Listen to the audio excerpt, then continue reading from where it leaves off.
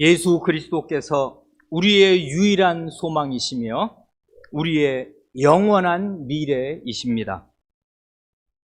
그와 동시에 우리 교회의 구체적인 현실을 놓고 말한다면은 우리에게 맡겨주신 우리의 어린 자녀들이 또한 우리 교회의 미래라고 말할 수 있을 것입니다.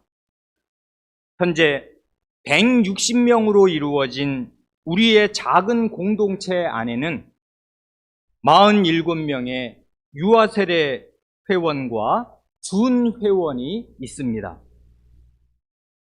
부족한 제가 우리 교회에서 목사로 임직하고 6년 반 이상 지내오는 동안에 유아세례를 집례한 아이만 정확히 20사람입니다.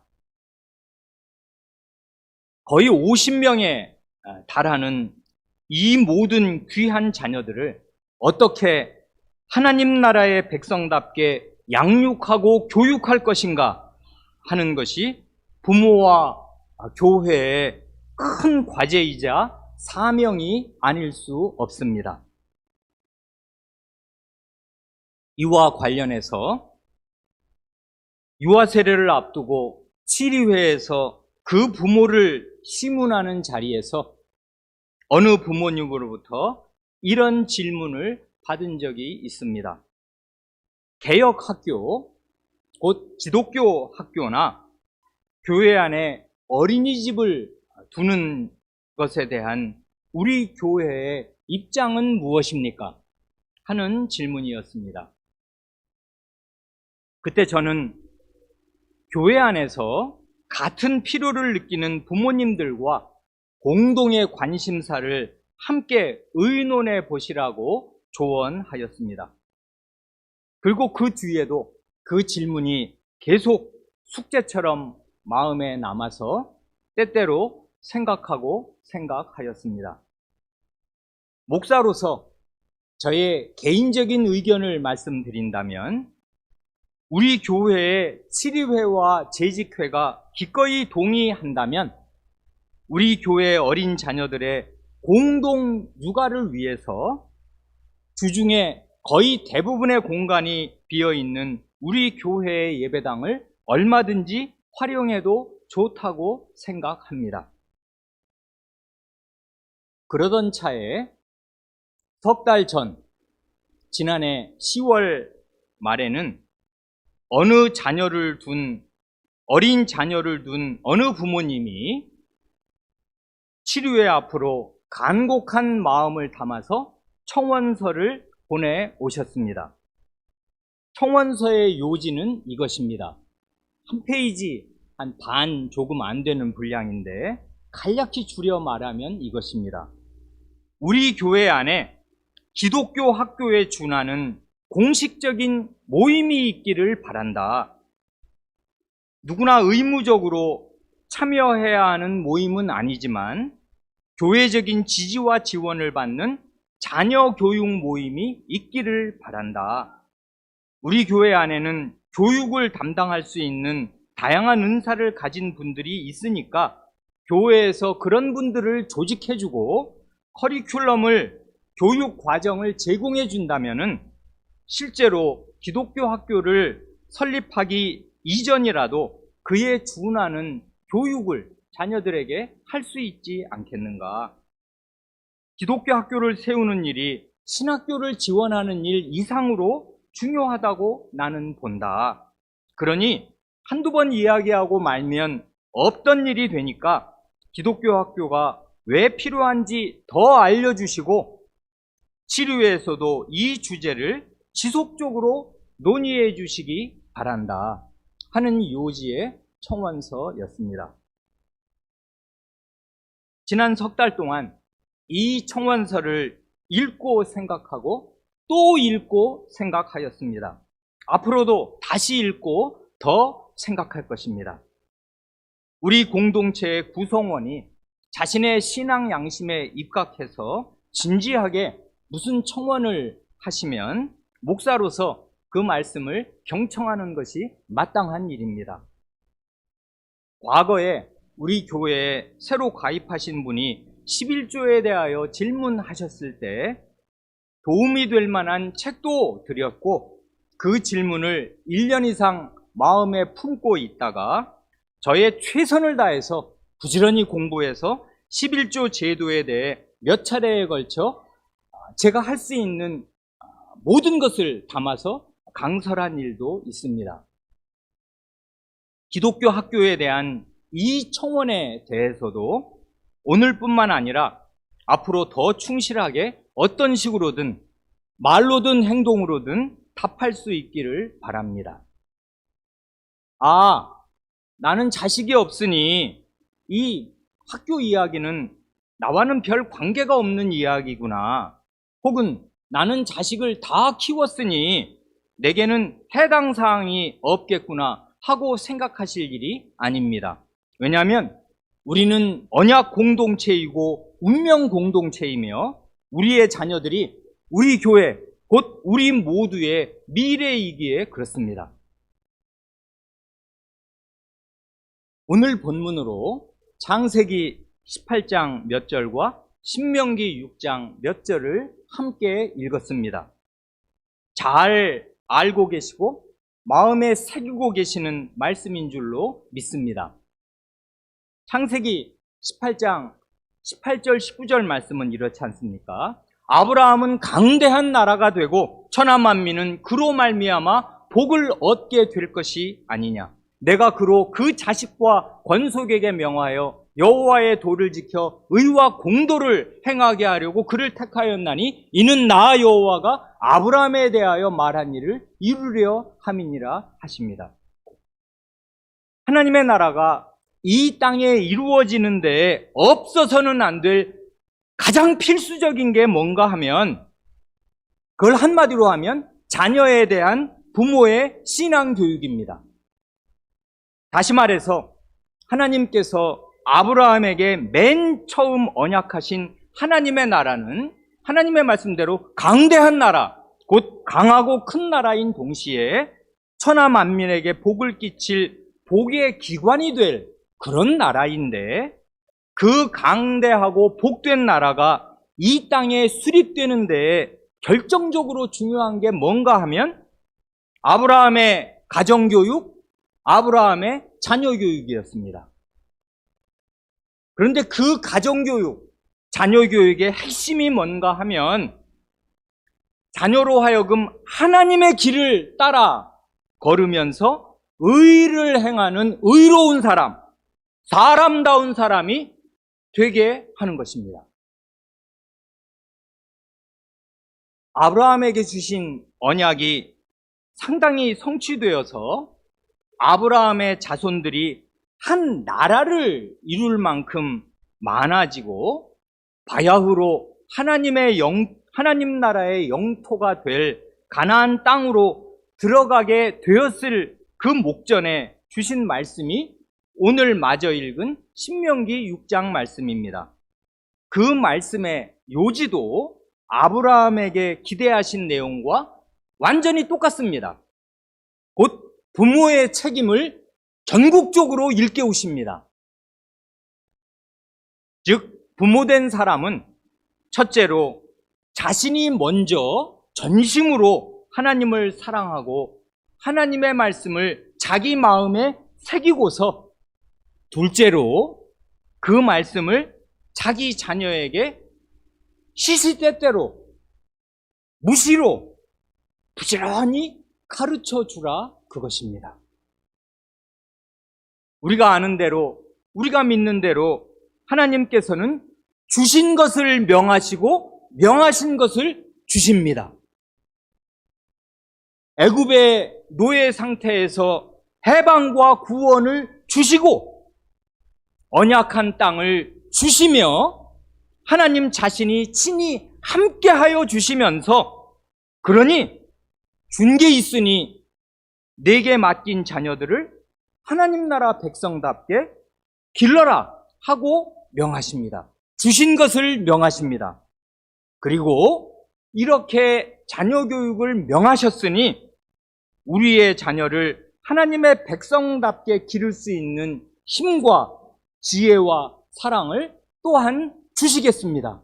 명하신 것을 주시겠습니다. 이것이 가정교육과 자녀 교육의 대원칙입니다.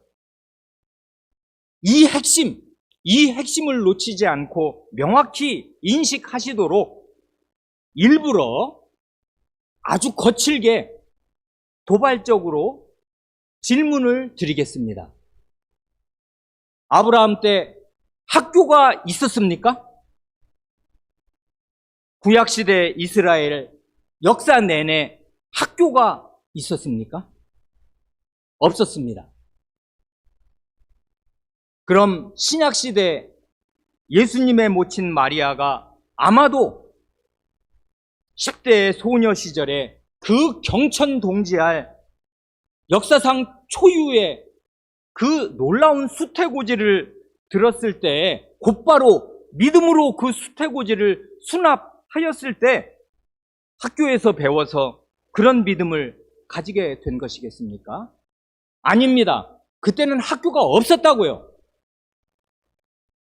인류의 기나긴 역사에서 볼 때 오늘날과 같은 학교 제도란 역사의 맨 끝부분, 맨 끝자락에 나타난 근대 이후의 산물일 뿐입니다.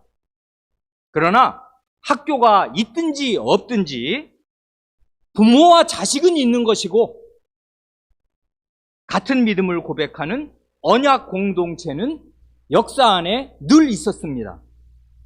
그리고 부모와 언약 공동체는 자녀에게 하나님의 말씀을 가르쳐서 사람다운 사람, 의로운 사람으로 그 자녀를 세울 신성한 의무를 늘 지니고 있습니다.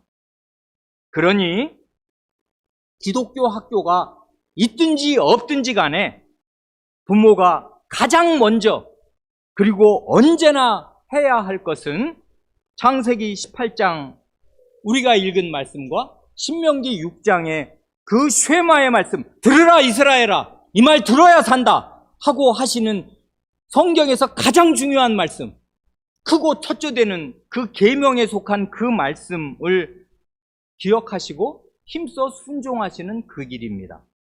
그 순종은 이렇게 나타나야 마땅합니다. 매일 온 가족이 가정예배를 드리십니까? 혹시 아빠가 야근으로 밤늦게 들어온다면은 엄마라도 아이와 함께 늘 기도하고 하나님의 말씀을 늘 들려주십니까?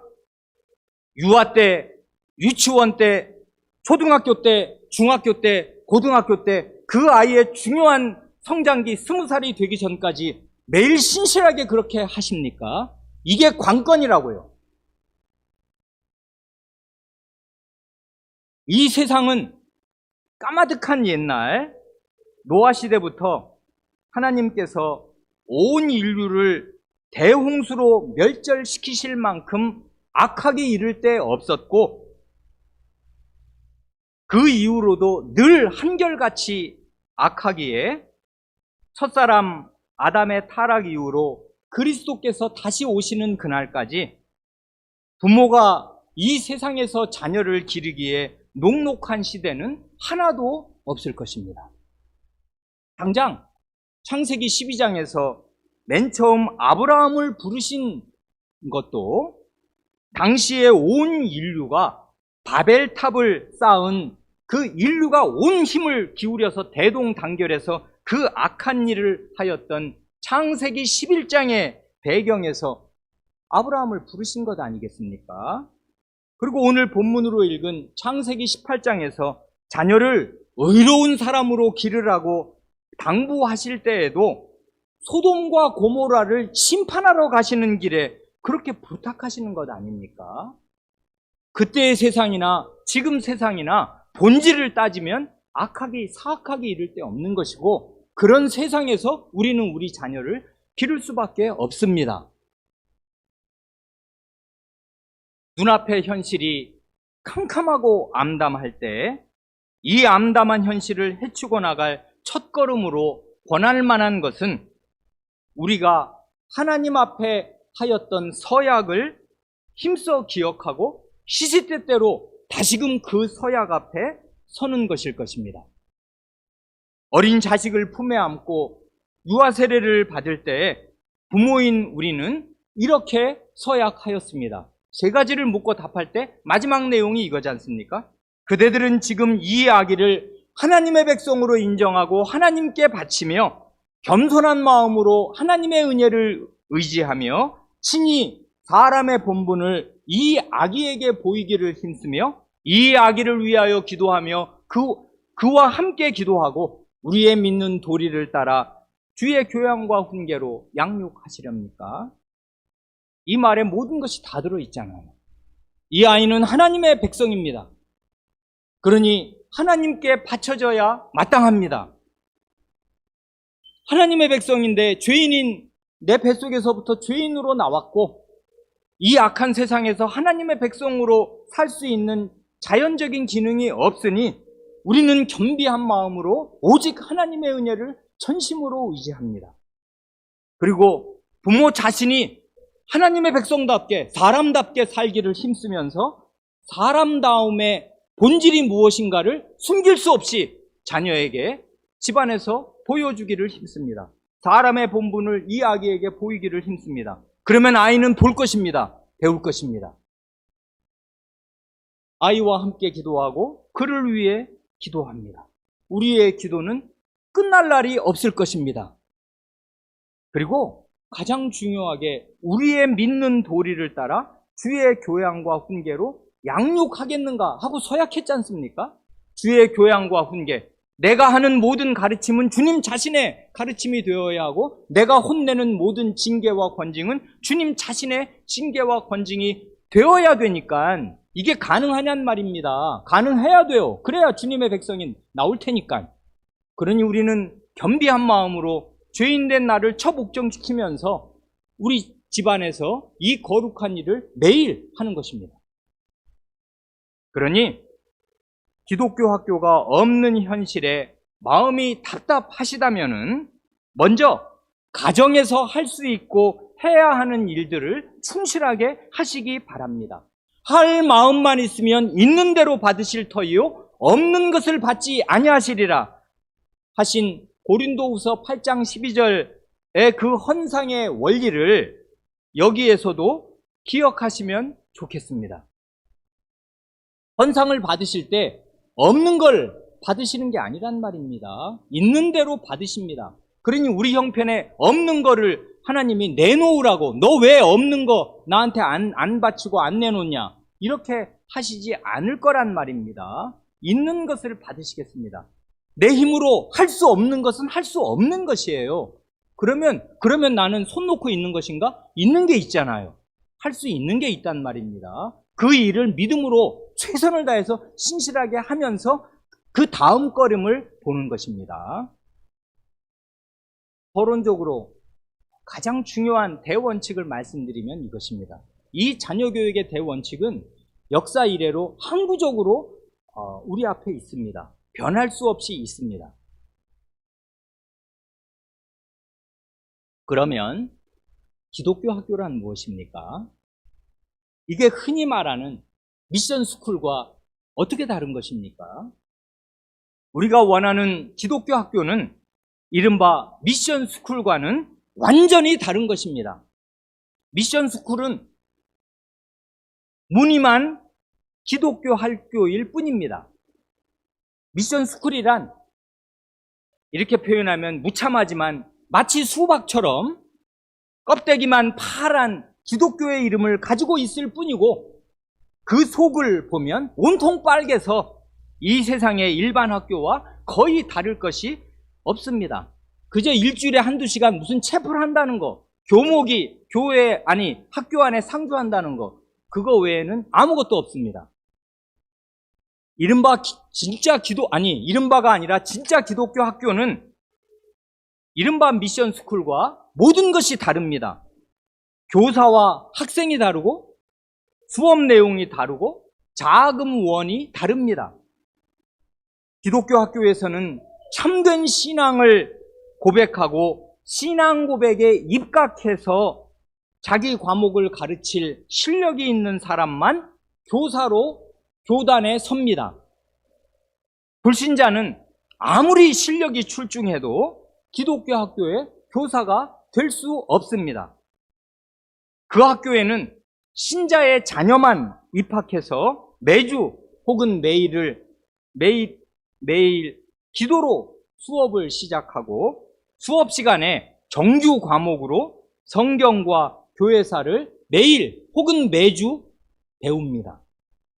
그리고 국어, 수학, 과학, 미술, 체육 등등의 모든 과목을 성경의 진리를 바탕으로 하여서 그런 신앙 고백과 그런 실력이 있는 교사로부터 배웁니다.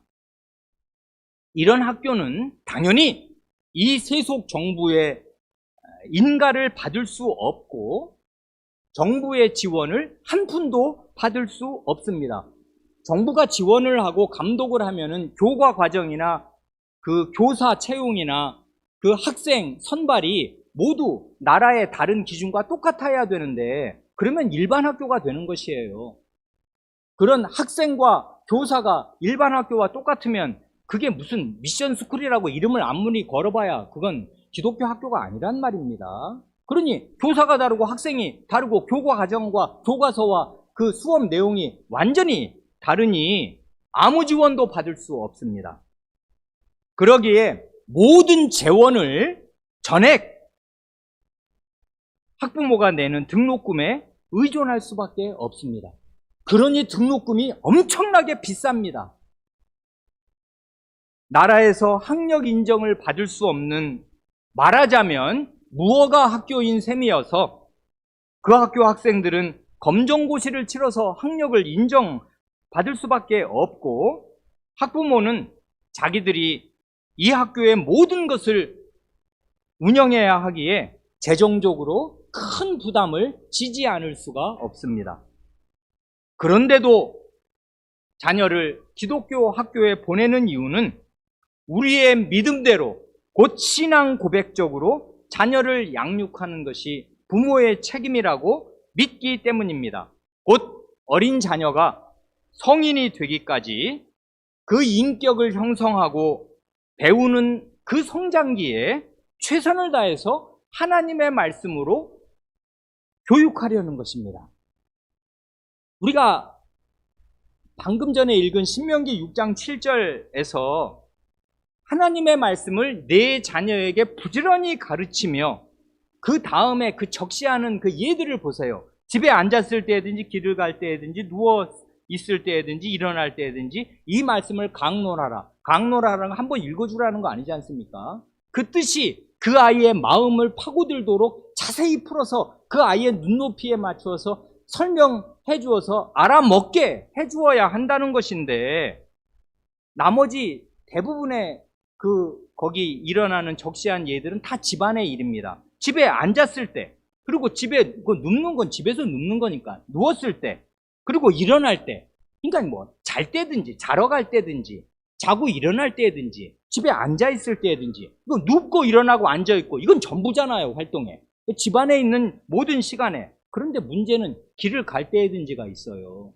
이건 집을 나온 거잖아요. 집 밖에서 그때는 이제 집 밖을 나와서 길을 가든지 뭐 농사 일터로 가든지 목장으로 가든지 가는 것인데 애랑 같이 이제 뭐 놀기도 하고 일을 가르쳐 주기도 하고 하루 생활 전체에서 하나님 말씀을 조단조단 풀어서 가르쳐 주라는 것인데 실제로 우리 아이들은 집과 그 다음에는 대부분의 중요한 시간은 학교에 있지 않습니까? 학교에. 그러니 길을 갈 때 언제 하나님 말씀을 가르치냐는 말입니다. 못 가르쳐요. 시간이 없어요. 그 하루에 가장 중요한 시간, 17시간, 혹은 이제 고등학생 이상 되면은 진짜 아침 꼭두 새벽부터 밤 늦게 학원까지를 모두 학교 공부가 다 차지하는데 언제 하나님 말씀 가르쳐요? 파김치가 되어서 집에 들어오는 애들을 붙잡고 무슨 말씀을 가르치냐는 말입니다. 안 된다고요, 그게. 그러니까 학교를 놓치면 사실상 이 신명기 6장 말씀을 순종하려야 순종할 그 방법 자체가 거의 없어요. 전혀 없는 건 아닙니다. 그러니까 우리는 할 수 있는 만큼 하는 것이지만 굉장히 많은 생선의 말하자면 몸통 부분, 3분의 2 부분을 다 이 세상에 넘겨주는 것과 똑같단 말입니다. 실제로 현실에서는.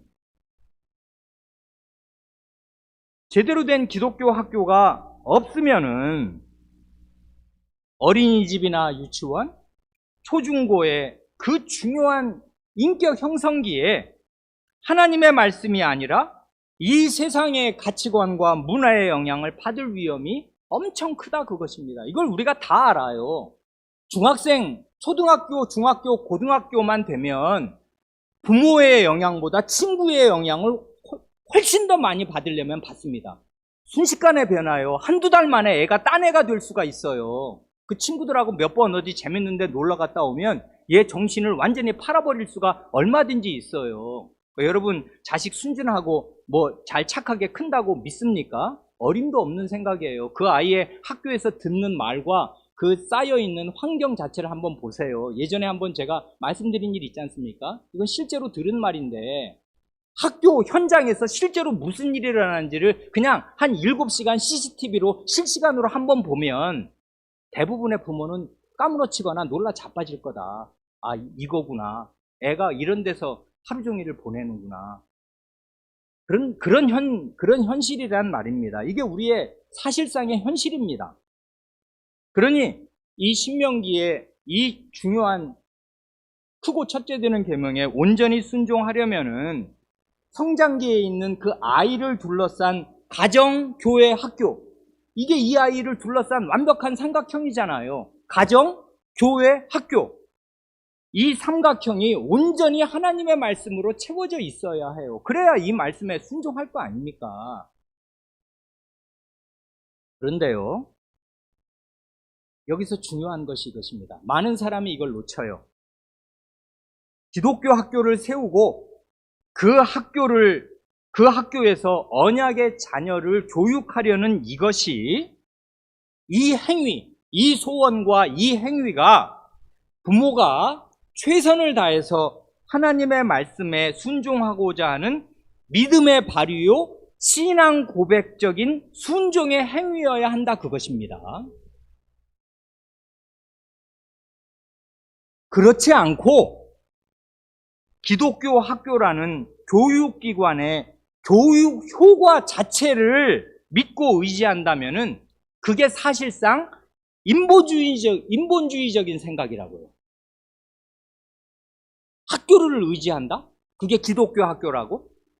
여러분이 교회를 의지합니까? 그냥 이게 뭐 목사가 예를 들면은 좋은 목사면 좋은 교인들이 다 나옵니까? 어림도 없잖아요. 안 된다고요, 그게 사람의 힘으로. 죄인이 교육의 힘으로 구원 얻는 믿음을 가질 수 있는 게 결코 아니듯이 사람이 아무리 정성을 들여서 교육을 한다고 해서 그 교육의 결과로 우리의 자녀들이 참된 언약 백성이 되는 것이 아닙니다. 이게 우린 예전에 한때는 저 어렸을 때나 뭐 이게 소년 뭐 청년 시절에 유대인의 자녀교육법 어쩌고 해가면서 그 뭐 왜 유대인들이 그 월가 미국의 증권가를 꽉 잡고 있고 미국의 경제계를 주무르며 그리고 자녀들을 얼마나 잘 가르쳐가지고 그 노벨상 받은 사람들 중에 유대인들의 퍼센티지가 확률이 얼마나 높은가. 그래서 그거 배우자 어쩌고 하는 책들 많이 있지 않습니까? 그게 얼마나 그 본질을 꿰뚫어 보면 그게 어리석은 일입니까? 유대인들은 왜 그래야 돼요? 그 사람들은 그거밖에 살 길이 없어요. 하나님을 버리고 하나님의 아들을 십자가에 못 박은 죄를 여전히 2000년이 지나도록 회개하지 않고서 나라에서 쫓겨나 전 세계로 뿔뿔이 흩어졌는데 기대할 게 어디 있어요? 내 새끼 잘 기르고 돈을 움켜쥐는 것밖에 없습니다. 죽기 살기로 하니까 아닌 게 아니라 미국을 꽉 잡기도 하고 경제를 주무르기도 하고 어디 가든지 수전노처럼 돈을 긁어 모으고 자식 교육을 악착같이 시켜서 노벨상을 수십 개 수백 개 받는지 모르겠습니다만은 그게 인본주의의 핵심 아니에요. 하나님 나는 죄인이고 아무것도 아니고 하나님을 전적으로 의지한다 하는 그 하나님의 은혜를 의지하고 자기의 죄를 참되게 깨닫는 거기에 복음의 길이 열리는 것인데 그런 거 그리스도를 믿지 않고 하나님의 아들을 믿지 않으니까 믿을 게 자기밖에 더 있어요.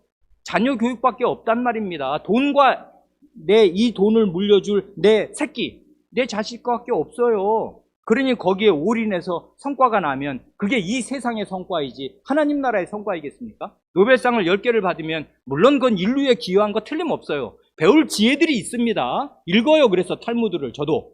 그러나 그게 그 본질에 있는 그 인본주의적인 정신, 그걸 우리가 본받자는 것입니까? 그래서 어떤 멋진 학교, 실력 있는 교사와 실력 있는 그런 학교와 번듯한 건물과 모든 커리큘럼을 쫙 갖추면 거기에 우리 아이들을 맡겨놓으면 우리 아이들이 믿음 있는 아이들이 된다, 그것입니까? 그게 사람을 의지하는 거잖아요.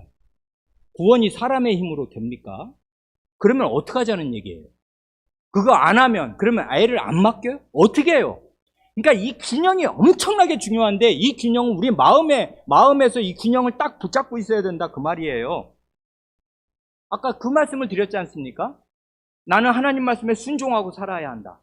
나는 근데 죄인이다. 어떡하냐? 하나님, 이 아이를 온전하게 하나님 말씀으로 채워야 되는데 이 아이의 빈 구석이 많으니 이 빈 구석도 하나님 말씀으로 채워주도록 나는 온 힘을 거기에 기울이는 게 이게 내 믿음의 행위여야 하고 신앙 고백이어야 한다 하는 뜻으로 학교를 세우려고 하는 것이에요. 이게 믿음의 발휘여야 하고 순종의 행위여야 한다는 것이에요. 끝까지. 믿음과 순종은요, 하나님만 바라보는 것이에요. 사람의 기관과 사람의 교육 행위의 효과를 의지하지 않는 것입니다. 설교를 잘하면 교인들이 다 받아들이고 믿습니까? 어림도 없어요. 훨씬 더 교만해진다고요. 잘 들으면 이해가 잘 되거든. 그러면은 자기가 훨씬 더 많이 안다고 생각해서 마음이 부풀어 올라요. 지식은 교만하게 하는 것입니다. 하나님 말씀도 가르치잖아요. 지식은 교만하게 하면. 그러니까요. 방법이 없어요. 하나님이 안 써주시면 성경 지식이 그를 망하게 할 것이고 배나 더 지옥 자식이 되게 할 것입니다. 틀림없어요. 바리새인들이 성경을 알았기 때문에, 성경 받아들이기 때문에 배나 더 지옥 자식이 된 거 아니에요. 그러니 무슨 교육을 의지한단 말입니까? 그런데 교육을 해야 돼요. 하나님의 말씀이 명하니까. 어떻게 하면 좋아요? 균형을 딱 잡아야 된단 말입니다. 나는 하나님의 말씀을 들은 부모로서 이 아이에게 하나님의 말씀을 채워주어야 되는데 이런 나의 교육 행위만으로 뭐가 일어나는 게 아니다. 그러니 나는 하나님을 의지한다. 기도와 말씀과 기도가 병행되는 거지 않습니까? 그러니까 이 간곡한 소원과 나의 이 홀수할 수 없는 어려운 이 형편에서 자녀를 잘 믿음대로 기르기 위해서 하나님께 간곡히 기도하는 마음으로 최선을 다하는 거예요. 그러니까 이런 학교를 우리가 이게 신앙 고백이 같고 같은 언약을 믿는 사람이면 실천의 방식이 힘을 합쳐야 되니까 이렇게 해서 우리의 아이를 유치원 때부터 이 세상 사람에게 그 엑기스 같은 하루에 8, 7시간을 맡기지 말자. 그게 말이냐? 우리 아이를 그 형성기에 다른 것으로 얘를 먹여놓고 얘가 튼튼하게 자라길 기대한다는 게 그게 말이냐? 그러니 우리 힘을 합쳐서 어떻게든 하자는 게 이게 우리의 노력을 의지하거나 학교와 기독교 유치원을 의지하자는 것이 아니고 우리의 믿음의 발이고 순종의 행위로서 우린 이렇게 한다, 해야 한다. 모든 치료를 감수하고라도 이걸 한다 하는 신앙 고백의 발휘여야 한다 이것입니다. 그것을 꾸준히 유지하지 않으면 안 돼요. 그걸 놓치면 다 놓치는 것이에요. 오직 하나님을 의지하면서 하나님의 말씀에 순종하는 믿음으로 가정과 교회와 기독교 학교에서 자녀들을 가르치는 것입니다. 오직 믿음입니다. 여기에서 아주 주의하지 않으면 안 될 사실이 있습니다. 시간이 많이 가서 한마디로 줄여 말할 수밖에 없습니다. 기독교 학교를 설립하고 운영하는 주체는 어디까지나 학부모 자신이지 전혀 교회가 아니라는 사실입니다. 교회가 기독교 학교를 설립하거나 운영한다면은 그 교회는 주님께서 자기 교회에게 맡기신 고유한 사명에 대한 이해가 불철저한 것입니다.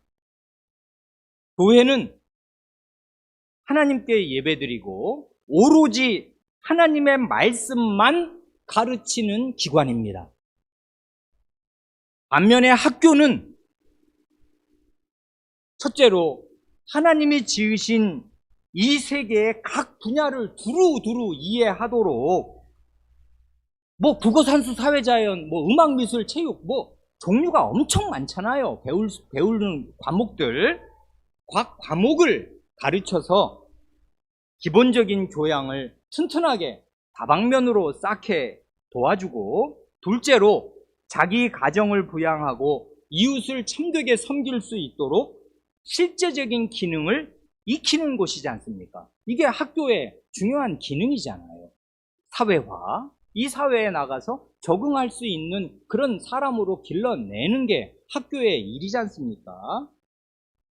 교회와 학교가 주력해야 할 분야가 달라요. 현대사회에서 학교가 중요하고 병원도 중요하고 개인의 사업, 수익 사업이 엄청나게 중요합니다만은 그게 중요하면 교회가 그걸 다 맡아서 하는 거예요. 각 분야의 일들은 교회가 직접 나서서 할 일이 전혀 아니고 교회에서 하나님의 말씀을 충실하게 배우고 믿은 신자가 자기의 믿음을 발휘하고 순종을 실천하는 행위로서 그런 다양한 일들을 하는 것입니다. 그게 선하고 중요한 일이라고 해서 교회가 학교도 운영하고 병원도 운영하고 사업체도 운영한다면은 그렇게 하는 그 본질을 직시하면 그 교회가 하나님의 말씀을 이해하는 깊이가 고만하기 때문이고 교회 고유의 사명에 대한 이해가 고만하기 때문입니다. 이게 우리나라의 비극이라고요. 우리나라의 복음을 전한 그 선교사들의 고만한 정신. 고만한 정신은 우리나라는 복음을 처음 받을 때부터 병원을 세우고 학교를 세워요. 기독교 학교. 그래 뭐 아시는 연희 전문, 지금의 연세대학교, 뭐 이화여전, 뭐 그 다음에 숭실 언희 학교, 이런 학교들이 다 그런 학교들 아니에요. 이른바 기독교 학교, 미션스쿨. 그게 기독교 학교입니까? 지금 그 학교들, 뭐 숭실대학교? 그게 기독교 학교입니까? 그 학교가 다른 그 옆에 일반 학교랑 뭐가 다른 게 하나라도 있는지? 하나는 있습니다. 교목이 있어요. 그거 외에 교수가 달라요? 학생이 달라요? 거기 배우는 과목이 달라요. 그게 기독교 학교입니까? 고지경이 됐어요. 여러분 세브란스 병원 가는 거하고 서울대학교 병원 가는 거하고 고대 안암병원 가는 거랑 뭐 달라요? 똑같잖아요. 그런 걸 선교사들이, 목사들이 그 일을 했단 말입니다. 왜 그래요? 복음에 대한 이해가 고만했던 것이에요. 그걸 제가 폄하하는 것이 절대로 아닙니다. 이 가난한 나라에 그 1880년대에 이 아무것도 없는 2층 건물이라고는 궁궐밖에, 2층 건물의 높이의 건물이라고 궁궐밖에 없던 때에 명동성당이 세워졌는데, 명동성당은 말입니다, 우리나라 도성 한양 전체에서 가장 높은 건물이었어요. 그때는. 그러니까 그 건축에서나 교육기관이나 그 병원 운영에서 우리 한민족, 우리나라 사람에게 기여한 그분들이 선진국 사람으로서 이 후진국에 이름도 생전 못 들어본 나라를 배를 타고 한 달 이상 태평양을 건너와서 여기에 뼈를 묻은 사람도 있고 말라리아에 걸려서 뭐 죽은 사람도 있고 그렇게 선교사 묘역이 있다는 거 아닙니까? 그래, 그렇게 자기의 전 일생을 희생하기도 하고 복음을 전하느라고 애써준 그런 선교사들의 희생을 모르는 게 아니고 감사하지 않는 게 아니고 그 혜택을 안 입은 게 아니에요. 고마운 건 고마운 것입니다. 그러나 바울 사도가 1차, 2차, 3차 세계여행 다니면서 교회를 세우는 동시에 병원과 학교를 세우는 거 들어보셨습니까? 사도들이 그렇게 한 거 한 번이라도 들어보셨어요? 사도는 교회를 세우는 것이에요. 교회를 세운다는 게 무슨 뜻입니까? 내가 너희에게 분부한 모든 것, 내가 너희에게 분부한 모든 말씀을 가르쳐 지키게 하라 하고 교회의 대위임령을 말씀하실 때 그리스도께서 분부하신 모든 말씀이 어디까지라고 생각하기에 그 말씀을 다 가르치고 받기에 주력해야 할 교회가 오지랖을 넓혀서 학교에 수학, 과학, 체육교사나 병원의 의사를 채용하고 등록금을 걷고 병실이나 체육관을 짓고 하겠습니까? 그럴 여력이 교회에 있다고 생각하는 거예요. 그가 생각하는 복음이 뭐예요? 그러니까 굉장히 그가 생각하는 복음이 단편적이고 피상적이고 작은 거예요. 다 했어. 하잖아, 지금. 복음 내가 안 전했어? 다 전했어. 그러니 더 이제 선한 일, 사회에 영향을 끼칠 더 훌륭한 일을 해야지. 신문도 냈습니다. 제가 독립개신교회 신학교에 부탁을 받아서 예전 이상준 지금 조사님 있는 그 학년에 한국교회사 사료 강도 과목을 가르친 일이 있습니다. 그래, 원전으로 그분들이 실제 쓴 글들을 한국교회사의 사료들을 쭉 같이 함께 읽었습니다. 감사한 마음 한편으로 한숨이 나와요. 주저앉고 싶단 말입니다. 이런 복음을 받았구나. 이게 사도적인 복음인가? 이게 사도 바울이 살아있어서 하면 할 수 있는 일인가? 그런 정도로 우리나라가 복음을 받았기에 복음에 대한 이해가 처음부터 고만했어요. 그러니 오늘날 우리가 지천으로 보는 교회들이 줄줄이 엮여 나온 거 아닙니까? 그 열매라고요, 열매. 뭐가 잘 안 되면 조상 탓이라고 조상에게 피해를 탓을 하고 그 핑계를 대려는 게 전혀 아니고 역사에 흘러오는 그 뿌린 씨와 그 열매를 보는 것이에요. 그래, 아프리카에 가서, 콩고에 가서, 수단에 가서 복음을 전하더라도 사도가 갈라디아 지방 가서 전한 게 아프리카 간 거랑 전혀 다르지 않거든요. 완전 미개인들이란 말입니다.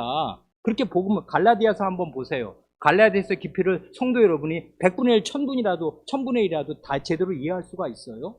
그런 복음을 갈라디아에 전한 것이고, 그런 복음을 세계 문명의 중심지인 로마에도 로마서로 전하는 것이고, 어디 가든지 복음의 질이 똑같잖아요. 그런 복음이 와야 하는 것이에요. 그래야 사람이 참된 구원을 받는 것인데, 구원도 쬐끔해, 복음도 요만해. 그런 상태로 교회가 오지랖을 넓혀서 별일을 다 한 것입니다. 우리는 그럴 수가 없어요. 그러나 기독교 학교를 설립하고 운영하는 것은 학부모 자신의 사명이고 하려면 하는 것이지 교회의 일이 아니다 하고 선을 그어서 잘라 말할 때 제 마음이 캄캄하여집니다. 이 설교를 준비할 때 제 마음이 얼마나 막막하고 가슴에 큰 납덩어리가 있었는지 모릅니다. 평소와는 아주 다르게 금요일 자정까지, 그러니까 불과 한 24시간 조금 넘은 그 직전까지, 이번 주 금요일 밤 12시까지 주일 오전 설교를 단 한 글자도 준비할 수가 없었습니다. 기독교 학교에 관한 한 우리의 현실이 불모지와 같고 사막과 같기에 그렇습니다. 이건 완전히 그냥 아무 건자재가 없는 사막에서 지금 집을 지어야 한다, 그러는 막막한 심정이라고요. 그래, 우리 교회 출범 후 12년 동안 내내 비어있던 장로의 직분을 채워주시기를 바라면서 장로에 관한 그 1년의 설교를 준비할 때도 정말 제 마음이 막막하였습니다. 그런데 장로의 직분을 채우는 것보다 기독교 학교는 10배, 100배 훨씬 더 어려운 난제입니다. 낯뜨거운 일화를 하나 고백하면서 말씀을 마치려고 합니다.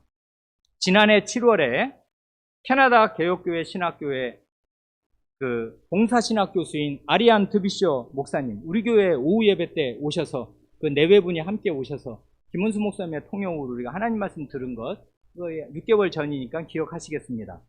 그 목사님이 신학교에 오셔서 목회학 특강을 하실 때 제가 이런 무식한 질문을 했습니다.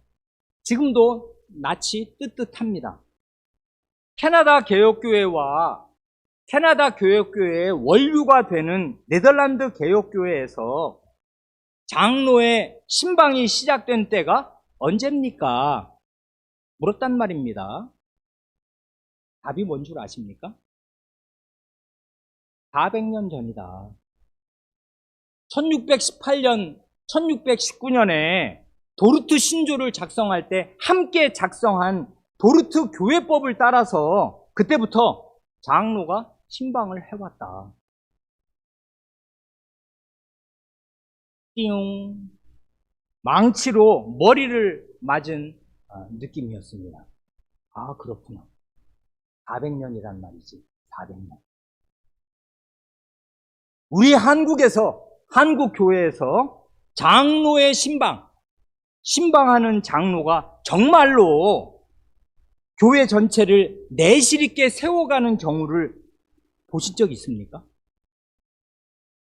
저는 장로의 신방도 받아보았고 그 전 교회에서 신방하는 거를 보았습니다마는 정말 장로의 신방이 그 교회 회중을 충실하게 돌보면서 교회 전체를 윤활유처럼 딱딱 세워가는 거, 그런 거 보신 적 있냐고요, 이제까지. 예수님 믿은 지 오래되신 분은 50년, 60년 되셨을 것인데 과문한 탓으로 저는 들어본 적이 없습니다. 우리의 실력, 우리의 현실은 교회 자체를 교회답게 세우고 성경에 명시된 교회의 세 직분, 목사, 장로, 집사가 제 역할을 하게 하는 것조차도 허덕허덕하고 구멍이 숭숭 나 있는 부실하기 이를 데 없는 형편입니다. 우리 교회 형편이 이렇다고요. 전체 형편이 이래요. 그러니 교회를 교회답게 세우는 일에 주력하는 것입니다. 기독교 학교를 세우고 운영하는 일은 참된 믿음을 가진 교회의 부모들이 이 신앙 고백이 명하는 것을 내가 생각할 때 나는 이걸 하지 않을 수 없다. 그러는 마음이 공유된 신자들이 교회 안에 생겨날 때 머리를 맞대고 힘을 모아서 할 수 있으면 하는 것입니다. 할 수 없으면 그렇게 할 수 있을 때까지는 울면서 믿음으로 자기 가정에서 할 일을 하는 것입니다. 이게 제가 목사로서 울면서 드리는 말씀입니다. 이렇게밖에 말씀드릴 수 없는 우리의 이 빈곤한 형편, 아무것도 없는 빨개받고 서 있는 것과 똑같은 이 벌거벗은 형편이라는 것, 우리 자녀들이 처한 이 열악한 형편이라는 것, 그러니 무슨 훌륭한 하나님 나라 일꾼들이 우리 교회에서 우리 집안에서 나오기를 기대할 수가 있겠나 하는 그 막막한 심정. 그러나 로마 식민지 치하에서 그리고 그 하나님 나라 백성 가운데 귀신 들린 자가 그렇게 지천으로 있었던 가장 최악의 시대가 예수님 시대 아니에요. 그런 시대에도 하나님의 백성들이 나와요. 그게 하나님 말씀의 능력이에요. 그리고 그 말씀을 듣고서 이게 진짜 하나님의 말씀이다. 난 여기에 내 목을 건다. 죽어도 좋다. 하고 하나님 말씀을 신실하게 듣는 백성이 있어요. 그러면 그런 백성은 그런 순수한 믿음, 순결한 믿음, 자기 피를 뿌려도 좋은, 자기 피로 인칠 만한 믿음을 자녀에게 물려줍니다. 자녀는 그걸 알아요. 그리고 몰라도 부모가 그렇게 사는 사람이라는 걸 압니다. 그게 희망이라고. 그러니까 그렇게 사는 길밖에 없어요. 오직 믿음입니다. 기독교 학교가 있든 없든. 그러나 없는 우리의 형편이 얼마나 벌거벗은 가난한 형편인가를 의식하시고 갈 길이 멀다. 우리 교회라는 게 이게 다 뭐냐. 이 너절한 형편이라는 거. 그런 걸 생각하시면서 주님께 꿇어 엎드려 울고 기도하시기 바랍니다. 거기에서 뭔가가 시작되려면 시작되겠습니다. 기도하시겠습니다.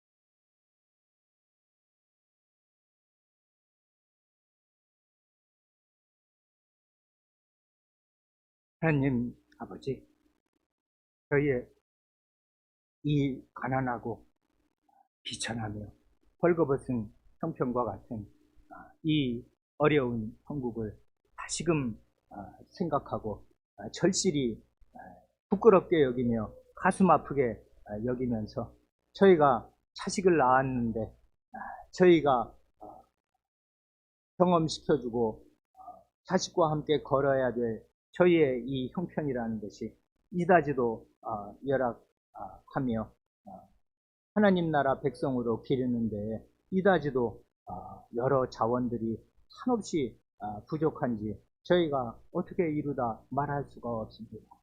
불이 난 집, 아니 아무것도 없는 허허벌판 사막과 같은 곳에 홀로 서서 집을 짓고 문화를 건설해야 하는 그런 할 수 없는 그런 형편 가운데 저희가 있음을 자백합니다. 저희의 할 일이 한없이 많고 저희가 더운 피를 뿌려야 할 그런 영역들이 이렇게 많은데도 여전히 정신을 차리지 못하고 교회에 걸림돌로 사는 사람도 있고 저희 자신이 죄를 품고 하나님의 백성답게 살지 못할 때마다 이 순결한 하나님 나라의 전진에 걸림돌이 되고 방해꾼이 되는 것이 아니옵니다. 저희가 이렇게 살면서 해야 할 일을 하지 못하니 저희의 자녀들이 어떻게 하나님의 백성다웠게 잘 자랄 수가 있겠사오며, 그러니 이 땅에 이 죽음과 이 죄의 악이 질펀하게 가득한 땅에 어떻게 생명의 빛을 힘있게 비추는 구원의 방주로 교회가 설 수가 있겠사옵니까? 그러니 주님, 저희의 이 헐수할 수 없는 형편을 하감하여 주시고 불쌍히 여겨주시며 저희 모두를 하나님의 말씀과 기도로 씻어주시고 반듯하게 세워주셔서 신앙 고백적인 삶을 살게 하시고, 그러기 위하여 마음과 말과 행위로 신앙을 늘 고백하게 하시며 예배 자리야말로 하나님께 충성을 다짐하고 맹세하고 서약하며 하나님의 말씀대로 살기를 다시금 굳게 결심하고 맹세하는 자리가 되게 하시고, 그런 결심으로 또한 자녀를 부지런히 양육할 수 있게 하시며, 그러한 저희의 이 간곡한 기도가 주님께 상달되어서 주님께서 저희 자녀를 온전하게 가정과 학교와 교회 전체적인 그 아름다운 삼각형 안에서 저희 자녀를 하나님의 말씀으로 충실하게 기를 수 있는 날을 속히 허락하여 주시기를 구합니다. 우리 구주 예수님의 이름으로 기도합니다. 아멘.